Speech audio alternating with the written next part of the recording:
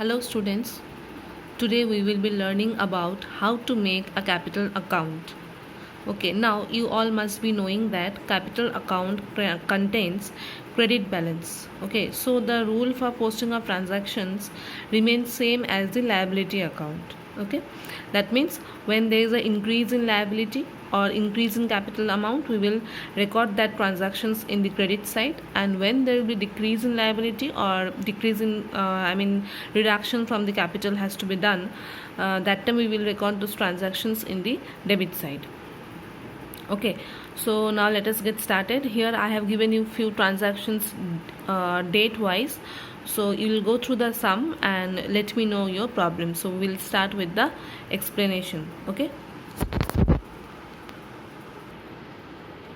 Okay, so here 1st April we have started our business with capital in the form of cash, that is 75,000. So this is the opening balance of capital recorded in the credit side. Next is June 17. There we have drawings. As you all know that capital, the drawings has to be adjusted with the capital. So that means this is decreasing our capital amount. So that is why it is recorded in the debit side.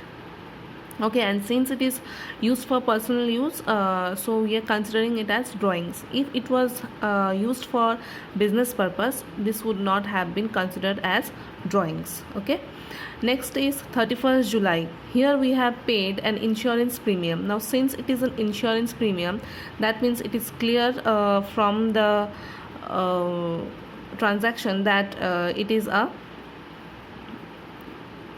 this is a drawings, since it is not used for business purpose. So that is also reducing my balance of capital, so recorded in the debit side. Next we have sold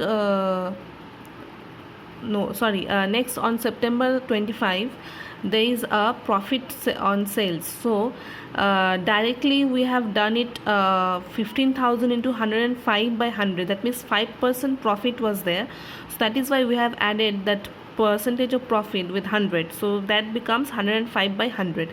If you are getting confused, you can use the procedure which I had shown you in the previous sum regarding how to calculate the selling price when you are selling in a profit or loss. Please kindly go through that sum if you are having problem, or you can directly follow this method.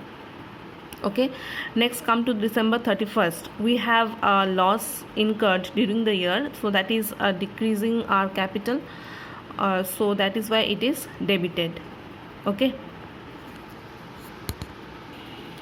now here we have to balance it. So if you sum up both the sides of debit and credit, you will find that debit side has a lower balance than the credit side. So that is why we have to add this amount in the debit side, that is 62,750, and then there is a total of capital balance which is 90,750.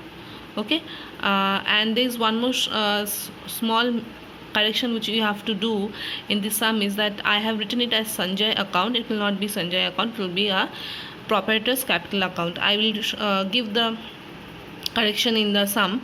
I'll make it, but for this video kindly consider this as the capital account. Okay, so I hope this is clear to you. If anyone has any problem, you can surely ask me your doubts. Thank you all.